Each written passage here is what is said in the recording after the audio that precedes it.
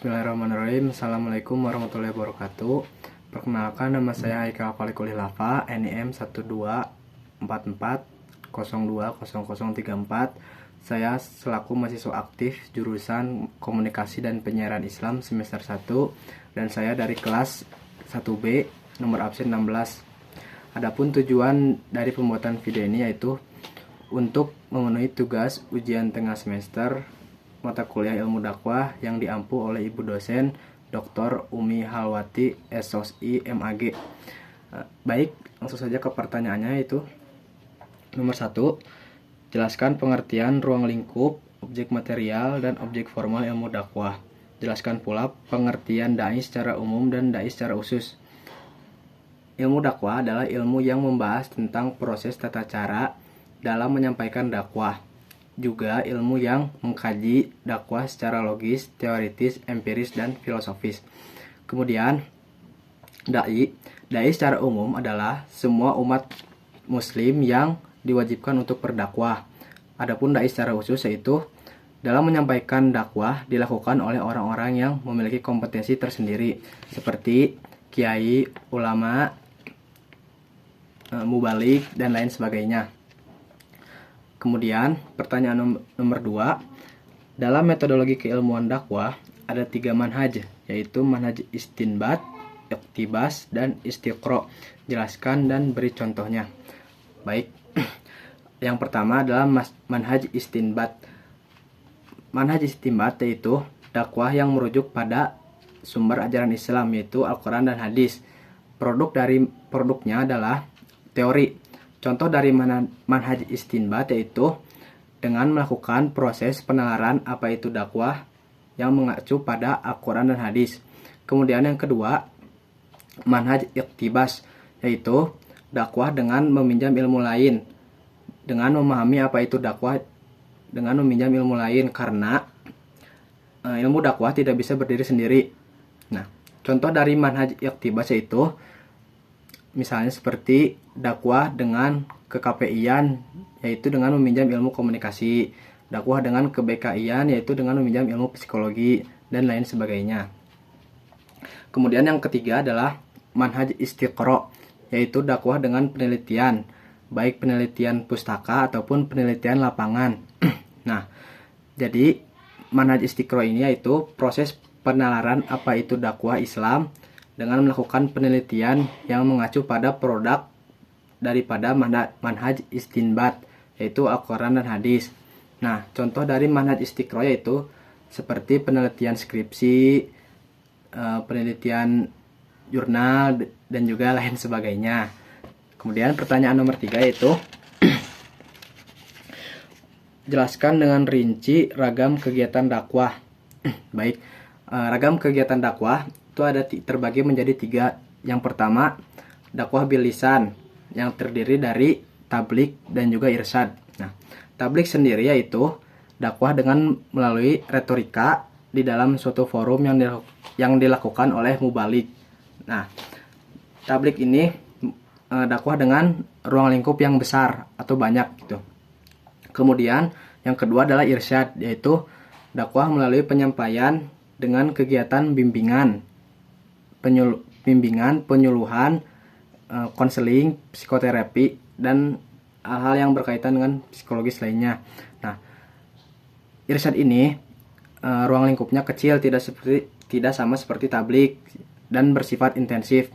Yang kedua, dakwah bil hal, yaitu dakwah melalui amalan atau perbuatan, yang terbagi lagi menjadi 2, yaitu tadbir dan juga tatwir. Tadbir sendiri yaitu dakwah melalui pentransformasian ajaran Islam melalui kegiatan aksi amal soleh yang berupa penataan lembaga-lembaga dakwah di kelembagaan Islam. Nah, di dalam tadbir Islam, metode tadbir, fungsi-fungsi manajemen merupakan karakteristik yang menonjol di dalam metode tadbir sendiri. Nah, contoh dari tadbir ini bisa dilihat juga di salah satu jurusan di UIN, yaitu jurusan manajemen dakwah. Kemudian yang kedua, tatwir Islam atau tatwir. yaitu dakwah melalui pentransformasian ajaran Islam melalui pemberdayaan. Jadi dakwah tatwir ini yaitu dapat dilakukan diantaranya melalui pendidikan dan pelatihan pemberdayaan umat. Nah, contoh dari tatwir Islam ini ada juga di jurusan UIN juga di Fakultas Dakwah dan Komunikasi, yaitu jurusan PMI atau Pemberdayaan Masyarakat Islam. Dan yang ketiga adalah dakwah bil kitabah atau bil kolam, yaitu dakwah melalui tulisan seperti dakwah dengan menulis buku, jurnal, dan hal-hal yang berkaitan dengan kepenulisan. Kemudian pertanyaan nomor 4, jelaskan dengan rinci ragam-ragam konteks dakwah. Nah, ragam-ragam konteks dakwah ada 6, yaitu yang pertama, dakwah nafsiyah atau mendakwahi diri sendiri untuk muhasabah diri seperti introspeksi diri, terus tadabur gitu dan lain sebagainya. Kemudian dakwah fardiyah. Yang kedua dakwah fardiyah yaitu dakwah yang dilakukan secara langsung oleh dai kepada perorangan, baik secara langsung ataupun tidak langsung, seperti ya kajian-kajian atau pengajian di dalam suatu majelis. Kemudian dakwah fi'ah yaitu dakwah dengan kelompok. Nah, dakwah fi'ah ini terbagi lagi menjadi dua, yaitu fi'ah qalilah dan juga fi'ah katsiroh, di mana fi'ah qalilah ini kelompoknya berkisar antara 3 sampai 20 orang. Nah, gaya komunikasi yang dipakai oleh dai di dakwah fi'ah qalilah ini itu dialog atau dua arah gitu. Kemudian yang kedua adalah dakwah fi'ah katsiroh yang beranggotakan atau berjumlah lebih dari 20 orang. Nah, gaya komunikasi yang dipakai oleh seorang dai di dakwah fi'ah katsiroh ini yaitu monolog. Kemudian yang keempat yaitu dakwah hizbiyah, dilakukan oleh organisasi atau lembaga-lembaga Islam atau lembaga dakwah seperti Muhammadiyah, Nahdlatul Ulama, Persis, LDI dan juga ormas-ormas Islam lainnya. Kemudian yang kelima, dakwah ummah, yaitu dakwah yang bersifat massa, baik langsung atau tidak langsung. Nah, contoh dakwah ummah di era modern seperti ini yaitu dakwah melalui media massa atau media sosial, di mana banyak dari yang melihat atau menonton dari konten dakwah tersebut. Kemudian yang terakhir adalah dakwah su'ubiyah,